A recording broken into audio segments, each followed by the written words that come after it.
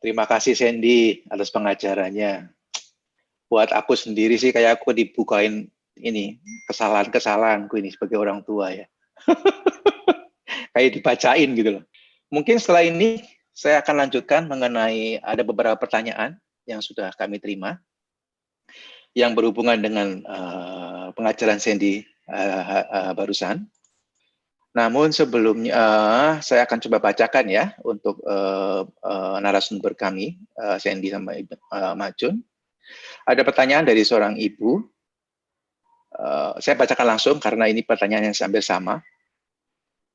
Bagaimana kalau kita melihat anak kita dalam salah dalam mengambil keputusan dan dia merasa benar? Apakah kita sebagai orang tua diam saja?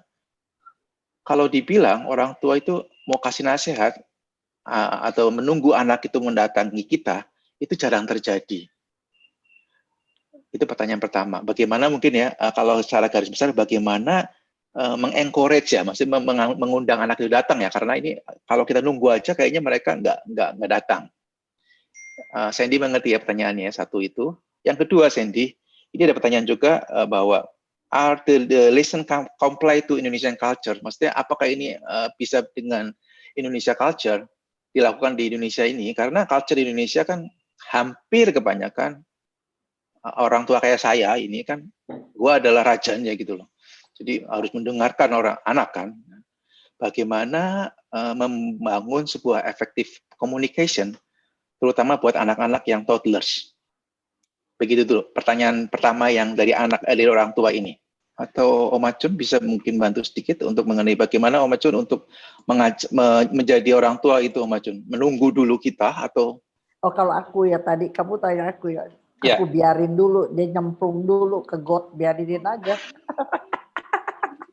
Kalau dia udah nyemplung, nah baru dia datang ke saya, dia nanya, Mami kenapa begini? Baru gue ngomong. Oke, Mami, mengerti. Betul nggak, Sandy, jangan iya aja lu. Betul nggak? Kalau gue sih gue diemin aja. Gue udah bilangin, lu kagak mau denger, lalu jalan sono, nyemplung dulu sono gitu. Sebab kalau dia udah jatuh, dia udah luka, dia belajar. Betul. Kan kita nggak bisa ikutin dia terus, biarinin aja di nyemplung-nyemplung. Bagus. Makasih, Mami. Sandy, dari yang keilmuan gimana, Sandy? Menurut Sandy? Yeah, that's absolutely right sih, bener Oma. Karena kalau kita selalu protect dan kita overprotective, nanti kalau mereka udah sendiri, mereka they don't learn the lesson, mereka nggak bakal dapet pelajarannya. Karena kalau kita selalu protect, they don't ever, itu menghambat kedewasaan. Justru ada satu konsep, itu namanya unsanctified grace, kasih karunia yang tidak kudus. Dimana kita saking sayang sama orangnya, kita protect, kita bantu terus. Tuhan mau ngajarin mereka sesuatu, nggak bisa. Karena kita selalu rescue, kita selalu protect orang tersebut. Unsanctified grace. Jadi benar kalau misalnya, terutama udah anak yang beranjak dewasa ya, let them be. Mungkin sebagai orang tua rasanya nggak tega gitu lihat anaknya begitu suffering, begitu buat masalah. Tapi ini penting buat perkembangan mereka. Mereka they have to learn the lesson. Terutama kalau misalnya mereka udah merasa benar, udah let go gitu. Biarin aja, nanti they'll have to learn the lesson. Karena kalau kita protect terus, lain kali mereka ketemu situasi yang sama, mereka bakal tetap kekeh, oh I should have done my way. Mereka harus belajar bahwa cara mereka it doesn't work. Dibiarkan saja. Sama kayak ketegaan kita melatih anak kita naik sepeda dong ya, biarin mereka jatuh dulu supaya pinter naik sepeda nih gitu ya. Exactly. Oke. Thank you Sandy. Mungkin ada pertanyaan kedua yang saya coba untuk pancing ya. Ini dari anak nih. Aku kadang-kadang kasihan nih kalau anak bisa nanya gini. Ayah saya, ayah lagi kayak gue ya, ayah saya memang sangat temperamen, tapi dia sayang sama anak-anaknya, dan cara berusaha memenuhi kebutuhan anak-anaknya. Ibu saya itu sangat LB, luka batin mungkin ya dengan ayah, secara tidak sadar, sering mengajak anak-anak memusuhi dan tidak mendukung si ayah. Bagaimana sikap anak, serba salah. Di salah satu pihak, ibu nurutin ibu, tapi takut menyakitin ibu sendiri. di pihak lain sebenarnya anak juga tidak ingin memusuhin ayah. Gitu. Ayah. Bagaimana Om Acun? Ya, Edson aja ya. Aku tadi mau tanya Edson. Ya. Kadang-kadang tuh waktu PD di rumah, anak-anak kan, jadi Edson bertumbuh tuh ya, orang bilang terima kasih aku PD di rumah 15 tahun. Tetapi sesungguhnya aku yang berterima kasih. Untuk siapa? Untuk Edson. Orang-orang suka godain Edson. Son, gak diajak lu diem di rumah aja. Enggak, gua gak beliin. Aku diem aja, aku nggak sautin. Kalau aku belain terus, Edson nggak bisa seperti hari ini. Seperti sekarang juga kalau orang datang, lu sendiri kan Andi suka godain dia kan? Iya. Nah gitu. Nggak usah dibeliin lagi. Itu harus dibohongin apa kayak gitu. Dia teriak. Tapi aku diem aja. Gitu. Biarin dia belajar. Ya. Berapa kali ada peristiwa juga sama yang helper dia begini-begini, aku bilangin, enggak, dia teriak-teriak. Diemin aja. Nah, kalau udah kerasain begitu, nanti lain kali dia bisa berubah sendiri. Bayangin, Edson tuh yang sangat terbatas, dia bisa berubah sendiri gitu ya. Semua memang mesti belajar. Tapi sekali lagi bukan aku fanatik firman, tetapi orang yang bisa menerima kekurangan, terima disakiti itu emang nggak gampang. Makanya kita bersembunyi sebagai orang Asia. Orang tua otoritas harus dihormati.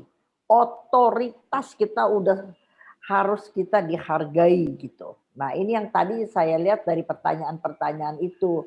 Apakah cocok? Gitu. Di Indonesia. Gitu loh Sandy.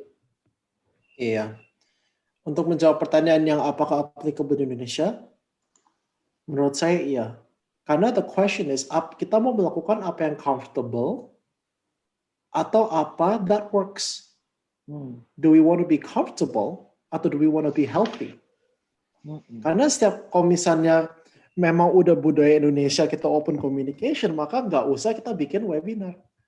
Tapi karena kita harus berubah dan menjadi lebih baik, maka we have to go out of our comfort zone. Dan saya tahu betul sekali bahwa terutama, karena komentarnya kan budaya Indonesia. Budaya kita Indonesia ini nggak biasa, tapi ini bukan soal budaya-budayaan. Ini soal what do we need to do untuk punya komunikasi yang terbuka dan sehat. Iya, betul. Iya. Ya. Oke, thank you Sandy, Om Acun. Saya kembali lagi ke question berikutnya ya, supaya ada sedikit beberapa pertanyaan. Ini kayaknya menarik nih. Aku kasih ke Om Acun nih. Ini lucu nih Om Acun. Ada pertanyaan dari seorang anak nih. Why my mom is always forcing her belief, like she forced me read the Bible. Terus I don't really like dia. Talk, she always bring up a God. Dia ngomong gitu ya. Satu pertanyaan. Ada pertanyaan lagi yang lucu lagi nih. Ini lucu lagi nih. Bagaimana? Saya mau tahu cara bagaimana menghadapi anak pertama saya yang sekarang jauh dan marah terhadap Tuhan. Untuk berdoa aja nggak mau. Detailnya saya tidak akan bacakan karena kan ini kan lebih private. Tapi maksud saya ini merasakan bahwa anak kita bagaimana orang tua itu membawa keluarga kita itu mengenal Tuhan. Tapi kan kadang-kadang kita sebagai orang tua salah ya membawanya gimana. Kalau menurut Om Acun yang sudah 30 tahun ini membawa karismatik dan mengenalkan Tuhan, firman. 40 tahun ya. 40 tahun ini mengenalkan firman kepada kita semua. Bagaimana Om Acun sebagai orang tua? Kalau aku bilang simple doang. Zaman sekarang nggak bisa pakai mulut aja. Tetapi harus disertai dengan perbuatan. Saya kasih contoh ya. Salah satu helper si Edson, kerja sama saya udah 11 tahun, 12 tahun. Orangnya sangat sensitif, nggak bisa disalahin, segala gitu ya. Tetapi makin hari saya belajar. Kalau saya salah sama Edson, aduh Son, sorry, Mami yang salah ya Son. Mami janji bawain, Mami lupa. Nanti kita pergi. Nanti kalau lagi pergi kemana-mana, aku berulang kali, iya, Mami yang salah Son. Nah sama Papi juga asal udah jalan, janji ke A, ntar gua ke B. Sorry, aku yang salah. Dan dia kan suka nyupir juga. Saya kaget sekali, tahun-tahun kemarin kita banyak di rumah, itu orang yang sangat sensitif, nggak bisa kesinggung. Satu hari dia melakukan apa yang aku nggak suka, dia ngelawan apa yang aku nggak suka, tapi nah tanpa sadar, habis kalau aku bukan pikirannya aku menghargai dia, aku cuman pikir begini, udah lewat, peristiwanya lewat, dia berbuat salah, berdampak buruk sudah lewat, bakal apa aku perpanjang lagi gitu. Tetapi orang ini bisa ngomong gini, Bu, saya yang salah Bu ya, sorry Bu, saya salah.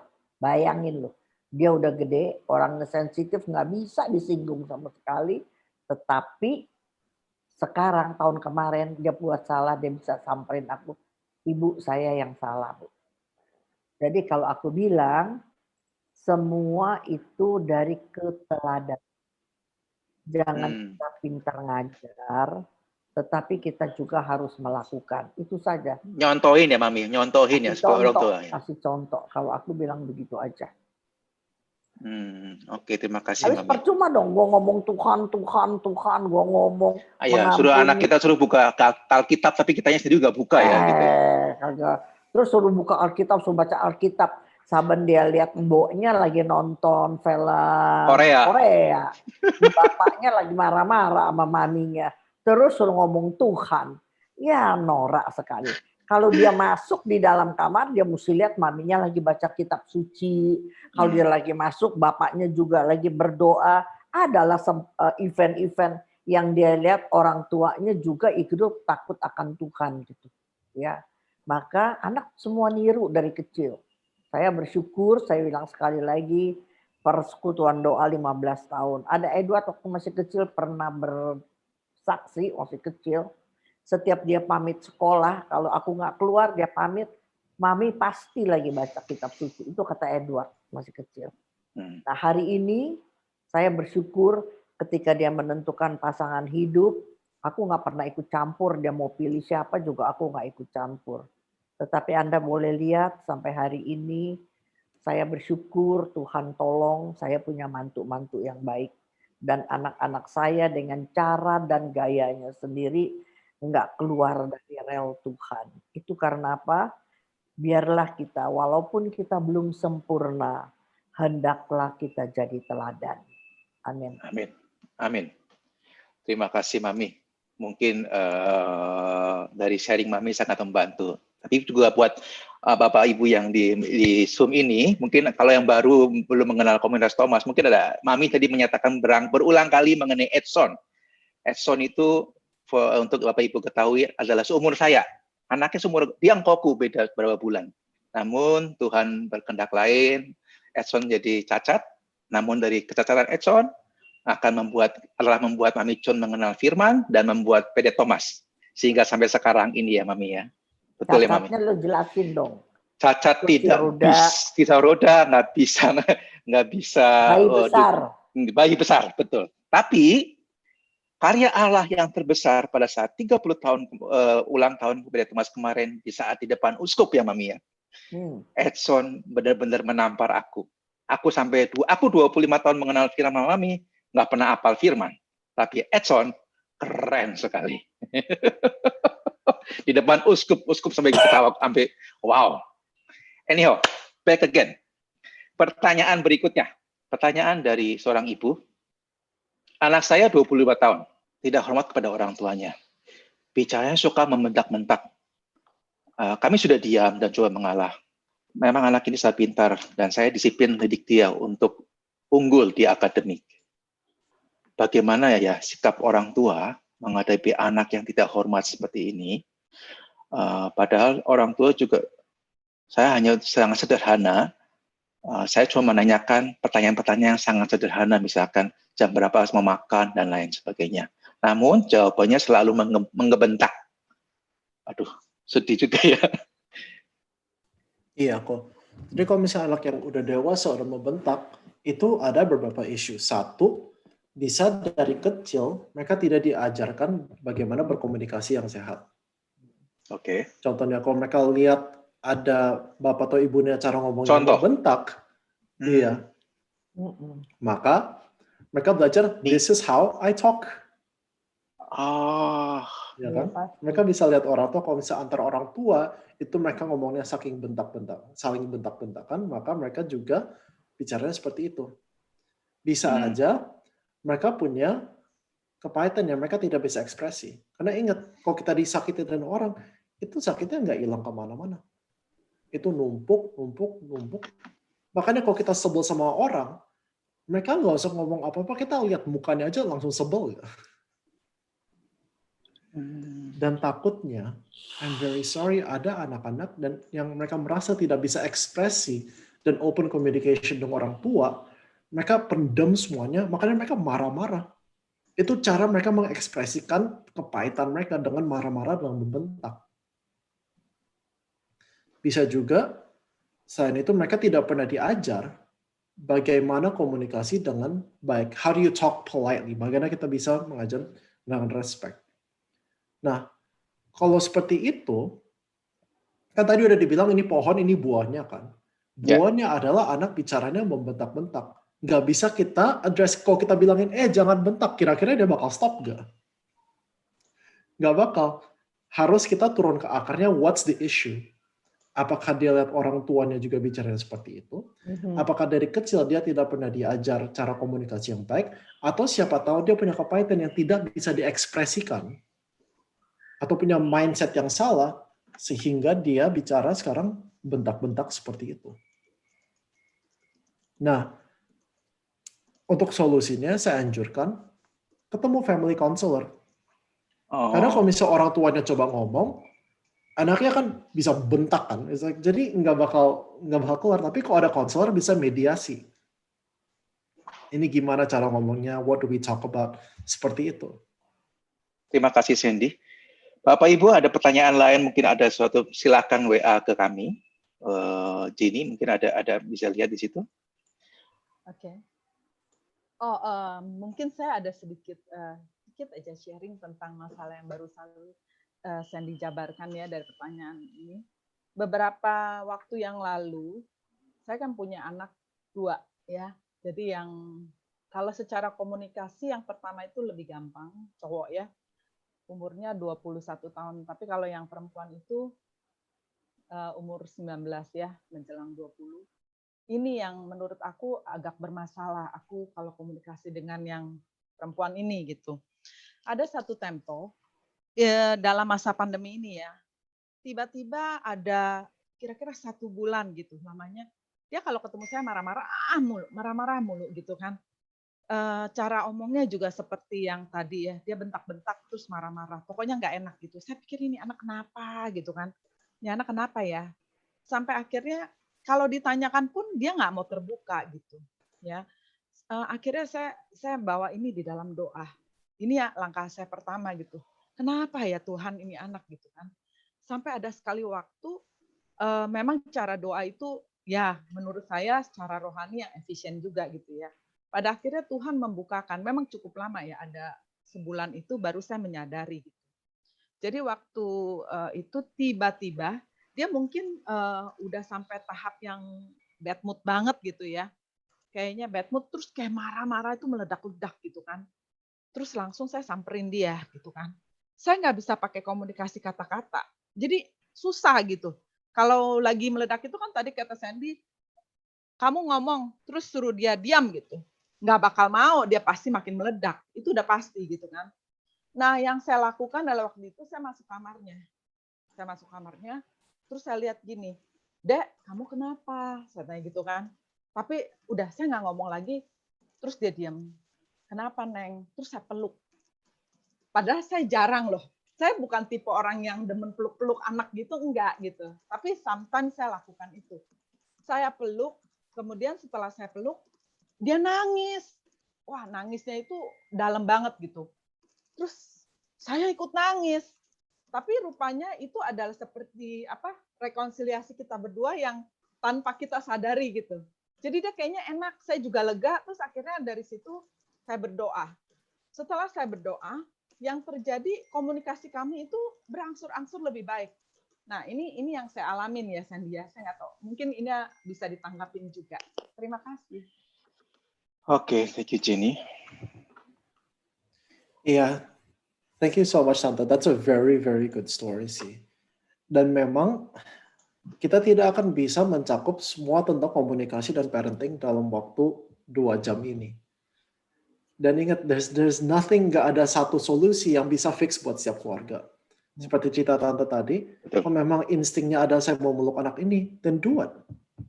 Dan jangan lupa berdoa dan berpuasa. Kalau misalnya bicara sama orang dan kita udah stuck gitu, kita bahkan nggak stuck pun, saya ajak, oke, kita puasa sama-sama. Saya puasa sama orang yang saya counselingin. And amazing things have happened. Iya, amin. Jadi jangan lupa kita selalu libatkan Tuhan dalam segalanya. Tapi mungkin buat orang Indonesia, Sandy, seperti aku lihat waktu kamu di YouTube dengan Romo Erwin dulu, terus terang buat orang Indonesia juga, kita juga terlalu baru mengenal bahwa ya kita emang butuh konselor ya, dibutuhkan sekali profesional konselor kalau misalkan itu ya. Kalau emang kita memang sudah nggak bisa solusi lagi gitu. Iya, kalau misalnya menurut saya kok itu sama aja kok mobil kita kenapa-napa, kita ke bengkel. Karena it's outside of our expertise kan. Betul. Kalau misalnya saya ada masalah, kenapa saya sakit, saya ke dokter. Kalau mobil saya kenapa-napa, saya ke bengkel. Kalau misalnya saya ada masalah paspor, saya ke imigrasi. Kayak kalau misalnya ada masalah tentang my heart atau keluarga, saya ke konselor. Buat kita, memang ini nggak biasa, tapi yang kita usahakan, how to move dari apa yang comfortable menjadi yang sehat. Saya ingin address, ini ada satu pertanyaan tadi, yang tadi Om Acun udah jawab tentang iman dalam keluarga, kalau bisa. Yang tadi Om Acun bilang dari example gitu. Satu hal yang bagi saya sangat berdampak, dan saya tahu it's very, very helpful adalah cerita tentang your own life. Banyak anak merasa bahwa orang tua mereka berusaha kelihatannya sempurna. Ada banyak anak yang merasa, yang saya bicara ke banyak anak-anak, mereka merasa, oh orang tua saya, they pretend that everything's okay. Mereka merasa bahwa orang tua mereka itu fine-fine aja. Atau orang tuanya berusaha untuk kelihatan fine-fine aja. Tapi dengan orang tua bisa sharing perjalanan mereka sendiri, their own story, their own life, perjalanan iman mereka, itu anak-anak baru pikiran, oh, maybe I need God. Maybe I need the Bible as well gitu. Karena bukan cuma cerita Yesus atau cerita Paulus atau cerita Alkitab yang akan mengubah hidup anak Anda, tapi it's your own story. Your own history, your own lesson yang harus dibagikan dan pass on ke anak-anak. Jadi they understand why you love your faith. Contohnya, keluarga papa saya itu sangat Katolik, very, very strong gitu. Dan saya nggak pernah ngerti kenapa asal-usulnya. Ternyata saat opa saya, sekarang he's already passed away, udah meninggal, tapi dulu di rumah sakit, itu ada orang dari gereja Katolik datang ke ruangan di rumah sakitnya dan puji-pujian di sana, doain. Now I understand gitu. Mengapa that side itu benar-benar menyayangi iman Katolik. And so tell your story. Bagiin ke anak-anak. Buat anak-anak yang merasa orang tuanya terlalu religious, itu artinya orang tuanya harus belajar, show your imperfection. Harus berani terlihat lemah, harus berani vulnerable di depan anak. Dan memang ini nggak biasa, tapi again, kita mau comfort atau kita mau healthy. Itu pilihannya. Oke. Thank you, Sandy. Sedikit ada beberapa pertanyaan sisa, saya coba untuk address ke Sandy ya, karena ini ada beberapa kali ditanyakan ke ini, remind ke panitia. Terutama untuk cara mendidik anak yang toddler, yang kecil, karena ibu ini mempunyai anak 3 tahun 9 bulan, masa tahap terapi, mungkin bicaranya terlambat. Yang menjadi concern adalah mengenai gimana kita menjaga emosinya, karena kalau belum dipenuhin keinginan dia akan membanting-banting atau teriak-teriak dan susah ditenangkan. Itu secara ini ya, Yang kedua, saya juga ada nanti saya akan pertanyaan adalah bagaimana untuk referensi konselor keluarga mohon infonya. Mungkin kalau yang konselor keluarga, saya sedikit boleh jawab. Menurut saya sekarang gereja Katolik juga sangat bagus sekali, di mana setiap komisi keluarga juga hadir di setiap paroki. Dan rasanya baik KAC maupun dari KWI sudah mengadakan beberapa kali persiapan untuk setiap konselor. Bahkan kalau saya nggak salah di Medan, di Manado maupun nggak kota-kota gede Jawa ya, mereka sudah menyiapkan tim ini. Mungkin Bapak atau Ibu yang menanyakan ini bisa berkontak ke gereja masing-masing, siapa tahu bisa. Atau dalam hal secara teknik keilmuan, mungkin Sandy bisa advice nanti. Konselor yang Indonesia gimana, Sandy? Terima kasih. Silakan, Sandy. Untuk yang toddler. For toddlers, it's very, very difficult. Soalnya kayaknya nggak cukup kita address toddler dalam berapa menit terakhir ini. It's very, very, very wide dan sangat-sangat luas. Jadi saya nggak berani sentuh sebenarnya. Soalnya takut. Ya, jadi maybe toddler we save for another time gitu. Emang susah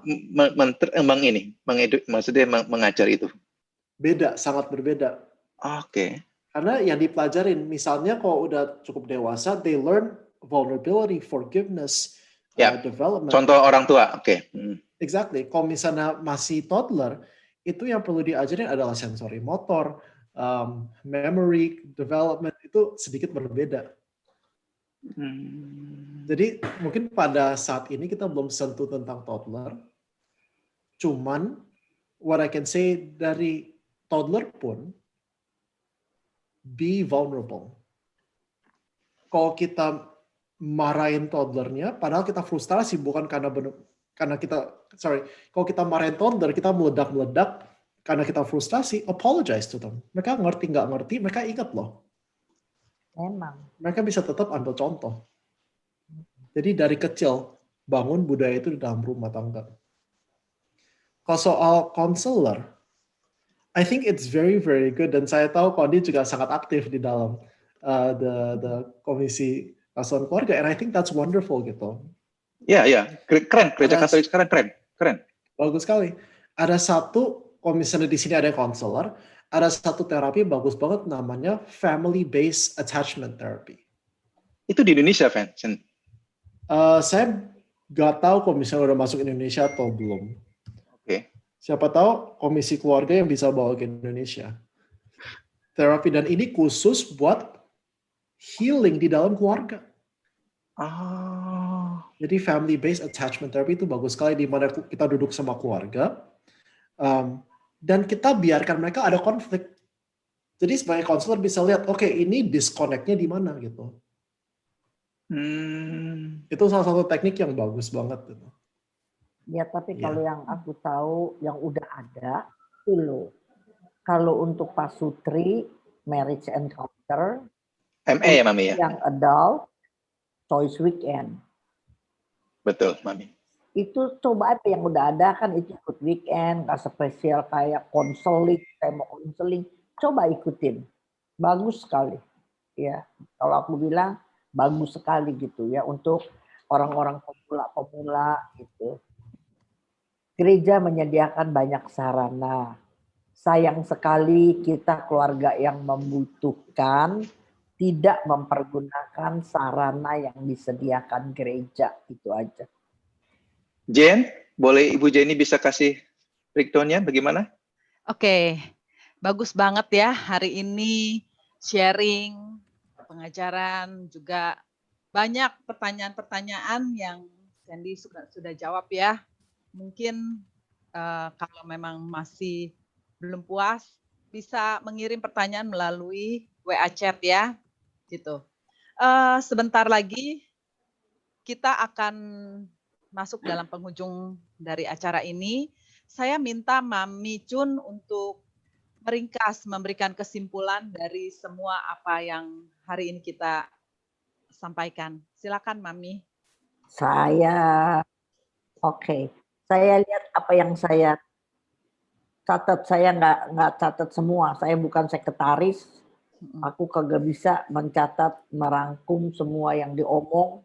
Yeah. Cuman aku lihat beberapa perkataan yang saya catat untuk saya sendiri, ya kan, bahwa setiap orang tidak ada yang sempurna, maka memaafkan harus, karena mutlak bagi setiap orang dimaafkan. Jadi kalau tahu saya nggak sempurna, saya kadang butuh orang untuk memaafkan saya.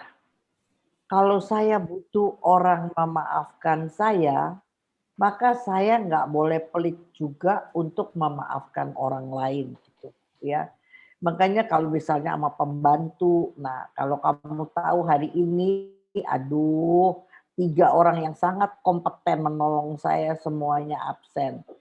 Nurutin hati saya udah mau marah-marah, tapi saya belajar benar-benar menahan diri, kata-kata yang singkat padat saja saya sampaikan, tapi itu belajar sekali lagi. Karena saya tahu, apalagi dapat pelajaran, setiap orang tidak ada yang sempurna, maka kita mutlak memaafkan, karena kita juga butuh dimaafkan. Kedua yang aku dapat lagi, jangan pernah paksa orang lain untuk titik. Jangan pernah paksa orang lain untuk, nah kamu jawab sendiri. Walaupun kamu yang kasih duit, walaupun kamu orang tua, walaupun kamu yang paling apa gitu, emang yang bersangkutan itu robot. Kalau robot mesti dengerin semua kamu. Emang kamu sempurna bahwa jalan kamu yang paling betul gitu, ya kan? Dan berapapun kelihat karakter orang, maka semua tadi Sandy selalu lihat di akar. Karena keluarga adalah fondasi kehidupan. Orang punya karakter apa, buah seperti apa, jangan bilang, mangga lu kenapa asam? Ya jangan si mangganya yang asam, akarnya bijinya apa gitu loh. Ya. Terus jangan suka berkata lagi bahwa setelah kita kelihatannya secara di luaran kita baik-baik aja, fine-fine aja teman.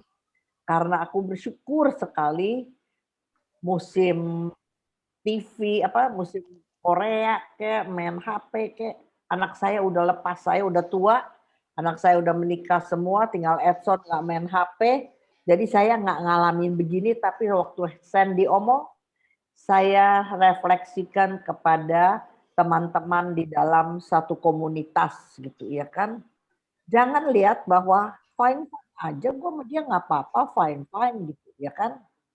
Tetapi kita nggak bisa tahu dia sejujurnya di dalamnya apa gitu. Jadi thank you loh Sandy. Kelihatannya ada orang baik-baik. Mami cuma ada teman saya cipika-cipiki be. Aduh di belakang mulutnya jahat sekali ngomongin gitu ya. Karena apa? Kami sukar mengerti satu sama lain karena kita tidak ada keterbukaan. Ya. Kita pikir dengan berjalannya waktu maka semua jadi beres. Saya sering orang tua paling sering begitu. Nggak buka tentang minta maaf yang tadi Sandy ajarin. Tetapi kalau merasa salah, ayo kita makan yuk, kita makan. Yuk kita nonton, yuk kita jalan-jalan. Berpikir dengan memberi kenikmatan, kesenangan, lupa. Habis lari-lari di Bali, habis nginep 2-3 hari, orang tua berpikir, udah lupa. Si anak kagak lupa tahu, aku bilangin. Ya, banyak sekali papi, mami udah makiin anak, udah sakitin anak, langsung diajak senang-senang. Terus anaknya juga udah ketawa-ketawa. Saya ulang sekali lagi nih, jangan pikir itu beres. Tadi pelajaran Sandy bilang, menghilangkan itu nggak gampang gitu, ya kan? Bahwa kelihatannya doang udah beres. Sebenarnya dia belum beres. Buktinya apa? Buktinya ketika mereka mau memutuskan sesuatu yang berat, mereka tidak cari orang tuanya. Tapi dia cari konselor, teman baik. Bersyukur kalau teman baik tempat dia muntah, adalah orang-orang yang rohani. Kalau enggak, coba diajarin apa anak kita gitu ya. Dulu saya suka nggak mengerti gitu ya, kenapa orang suka dengan sekolahan yang bermerek Kanisius, pengen di Kanisius semua. Kan bayarnya katanya murah, ada yang sekolah mahal apa, aku udah nggak ngerti sekarang. Kenapa nggak mau sebelah rumahnya ada SMP negeri, SMA negeri? Ya kan sama-sama sekolah, kurikulumnya mesti hampir sama. Kenapa yang nggak sama? Tapi orang Uber apa? Lingkungan hidup. Lingkungan hidup. Sama. Ada rumah keren, tapi jualnya murah. Tanahnya berapa? 1000 meter. Tapi di Solo cuma 200 meter, harganya sama. Kenapa? Lingkungannya di mana? Yang 200 harganya segini, ini yang 1000 tempatnya di mana? Sama sama anak juga begitu. Ya, di mana dia dibesarkan? Kenapa orang ngotot pengen sekolahan baik? Kita coba dengerin ya, kita berjuang taruh anakan kita di lingkungan yang bagus. Kenapa kita orang tua, keluarga enggak menciptakan lingkungan yang bagus bakal anak kita? Itu. Terus orang tua harus menyampaikan dengan cara yang adaptasi bahasa yang sesuai. Iya, kita nggak bisa lagi omelin anak dengan cara kita masih anak-anak. Kita ingat kita diomelin sama orang tua kita pakai bahasa begini. Tapi sekarang kita jelasin, nasehatin kepada anak kita, nggak bisa pakai cara dulu kita terima dari orang tua kita, nggak bisa gitu. Tadi bagus sekali Sandy bilang karena pengetahuan anak berubah. Kebutuhannya berubah dengan lingkungan hidup yang berbeda, kebutuhannya juga berubah. Ya, oke. Jadi poinnya harus menghargai perbedaan.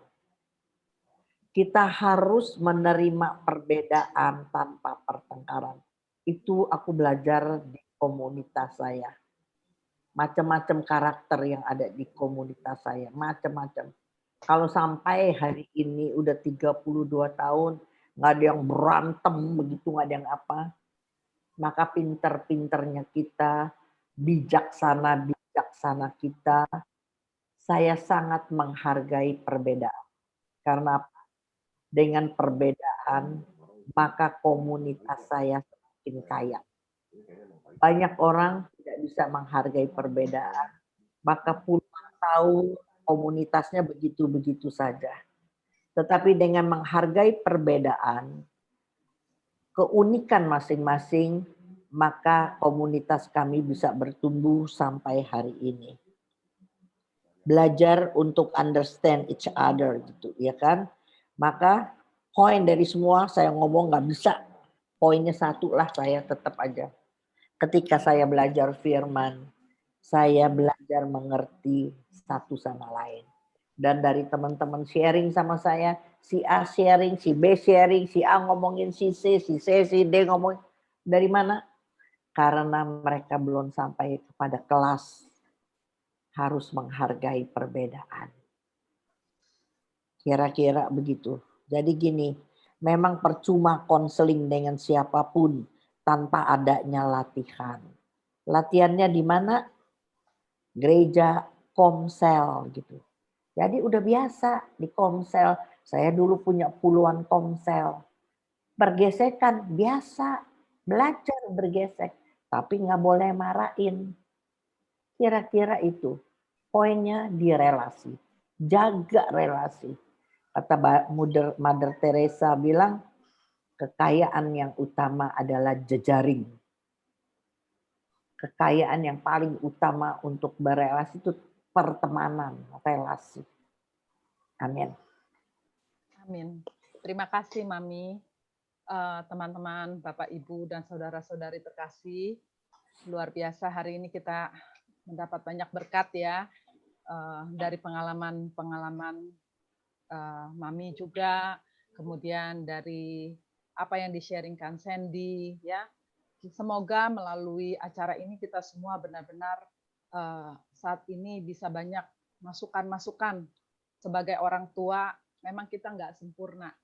Pastinya banyak kekurangan-kekurangan yang ada pada diri kita, tapi kita harus belajar untuk lebih membuka diri, untuk mau rendah hati juga, untuk mau berubah menjadi orang tua yang cara mindset-nya diubah, ya. Oke, selanjutnya saya akan memberikan satu slide. Nanti bisa dilihat bahwa kegiatan Thomas itu rutin. Jadi kami semua, kami komunitas Thomas, mau mengundang juga Bapak, Ibu, saudara-saudari, dan teman-teman sekalian untuk mengikuti kegiatan rutinnya. Kegiatan itu adalah setiap hari Senin. Tiap hari Senin ada pedalaman Alkitab, pastinya dibawakan oleh Ibu Chun.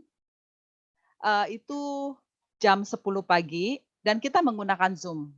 Ya, kalau memang Anda semua berminat bisa hubungi Ibu Heni. Nomor teleponnya di situ tertulis ya, bisa difoto. Hari Rabu kami juga ada satu kegiatan yang hampir setahun ya, hampir setahun. Jadi acara Jendela Jiwa yang rupanya ini sangat memberkati banyak orang ya melalui YouTube. Setiap Rabu jam 17.30 sampai 18.30. Itu ada YouTube linknya adalah komunitas Santo Thomas Jendela Jiwa. Oke. Kalau mau lebih banyak lagi mengetahui bisa hubungi Ibu Kurnia atau Adeline ya, nomor handphonenya juga ada di sana. Kemudian ada juga PD umum. Nah, ini dari Thomas 2 ya. Anak muda yang aktif, PD-nya sangat luar biasa. Setiap hari Sabtu, jam 3 sore ya, jam 15, itu juga via Zoom. Karena saat ini kita masih pandemi, jadi via Zoom. Yang mau menerima informasinya bisa hubungi dengan Poni. Nomor teleponnya juga ada di sana. Oke. Demikian informasi dari saya. Saya persilakan Mami Chun untuk menutup acara ini dengan doa penutup. Silakan Mami. Mari teman-teman, 2 jam, hampir 2 jam kita full duduk mendengarkan. Maka ada saatnya bertemu, ada saatnya berpisah. Mari kita berdoa demi nama Bapa dan Putra dan Roh Kudus. Amin. Kembali kami mencari hadirat-Mu Bapa di dalam surga. Tak henti-hentinya kami senantiasa mengucap syukur kepada-Mu Tuhan. Kami bersyukur sekali di dalam hidup kami boleh mengenal Engkau. Siapa Yesus Kristus yang sudah datang, mati, curahkan darah untuk tebus dosa kami. Sehingga dengan sosok yang diampuni, kami boleh datang di hadirat-Mu. Kami bersyukur bahwa 2 jam ini kami boleh bertemu di Zoom melalui kegiatan gereja kami. Tuhan, terima kasih. Engkau selalu memberikan kami kesempatan untuk belajar, dan belajar. Kalau orang-orang yang seumur saya, relasi sama anak udah lewat. Tetapi pelajaran Sandy tadi bisa berguna untuk membina relasi terhadap sesama di hari tua. Kita tetap menjadi oma, opa, orang lansia. Jangan hanya tua di umur, tetapi biar kita punya nilai hari tua. Jangan pikir kita yang tua tidak berarti apa-apa. Justru semua boleh berubah tadi Sandy bilang. Tapi karakter, pengalaman, itu nggak bisa dibeli. Tuhan, pertama-tama saya berdoa bagi orang-orang seumur saya. Yang sudah jadi oma, yang sudah jadi opa. Yang tidak ada lagi mau omong kok susah. Tapi bisa juga mau omong sama mantu kok susah gitu ya kan. Tuhan, biar pelajaran Sandy itu tertanam. Kata-kata Sandy terbatas Tuhan. Tetapi biar Roh Kudus memenuhi setiap orang yang lapar dan haus mau tahu tentang kebenaran, mau tahu tentang bagaimana cara berkomunikasi yang sehat Tuhan. Tolong setiap dari kami yang mendengar Tuhan. Bapak, terjemahkan dengan kata-kata yang sederhana. Supaya 2 jam pelajaran ini berguna bagi kami yang punya persoalan dalam berelasi. Roh Kudus, tolong pertama-tama pelajaran ini harus membuka mata hati kami. Ajar kami untuk rendah hati, mengakui kesalahan kami, kelalaian kami. Kalau kami tidak menjadi teladan yang baik bagi generasi penerus kami. Tolong Tuhan, kalau Engkau sudah celikan kekurangan, kelemahan kami, berikan kami kekuatan untuk memperbaiki diri. Kasih kepada kami kerendahan hati Tuhan. Mengakui kesalahan. Kami mau berjuang untuk memperbaiki kelakuan kami. Kami mau berjuang memperbaiki sifat kami Tuhan. Roh Kudus, biar Engkau menjadi sumber kekuatan kami. Pikiran kami terbatas Tuhan. Tetapi kami bersyukur mempunyai Engkau Allah yang tidak terbatas. Engkau akan ajar kami di hari-hari yang akan datang. Mengingatkan pelajaran Sandy sehingga tertanam di dalam hati kami. Ketika besok, lusa yang akan datang kami akan melangkah bertindak. Biar kata-kata Engkau Tuhan melalui Sandy memperingatkan kami. Supaya kami tidak bersikap seperti dulu-dulu lagi. Dan Engkau mau kami berubah menjadi lebih baik. Terima kasih untuk nasihat-Mu melalui Sandy Tuhan. Terima kasih Engkau mau menegur kami Tuhan. Bagi kami yang tua Tuhan. Kalau kami punya banyak kesalahan, biar di hari tua kami memperbaiki. Tuhan tolong.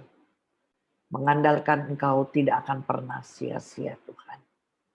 Kami serahkan seluruh persoalan kami, rumah tangga kami, relasi kami.